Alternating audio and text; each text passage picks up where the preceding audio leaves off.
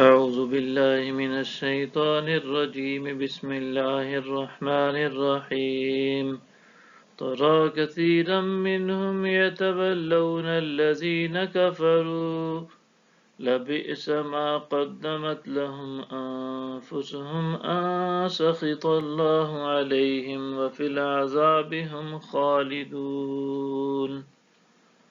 آپ ان میں سے اکثر لوگوں کو دیکھیں گے کہ وہ کافروں سے دوستی رکھتے ہیں۔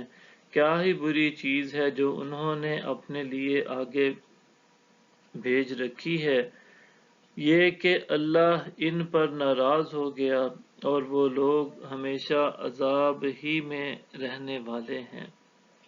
وَلَوْ كَانُوا يُؤْمِنُونَ بِاللَّهِ وَالنَّبِيِّ وَمَا أُنزِلَ إِلَيْهِم مَّا اتَّخَذُوهُمْ أَوْلِيَاءَ وَلَٰكِنَّ كَثِيرًا مِّنْهُمْ فَاسِقُونَ۔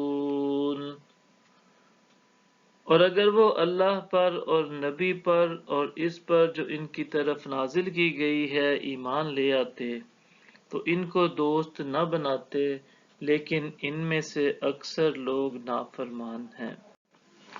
لَتَجِدَنَّ أَشَدَّ النَّاسِ عَدَاوَةً لِّلَّذِينَ آمَنُوا الْيَهُودَ وَالَّذِينَ أَشْرَكُوا وَلَتَجِدَنَّ أَقْرَبَهُم مَّوَدَّةً لِّلَّذِينَ آمَنُوا الَّذِينَ قَالُوا إِنَّا نَصَارَىٰ ذَلِكَ بِأَنَّ مِنْهُمْ قِسِّيسِينَ وَرُهْبَانًا وَأَنَّهُمْ لَا يَسْتَكْبِرُونَ۔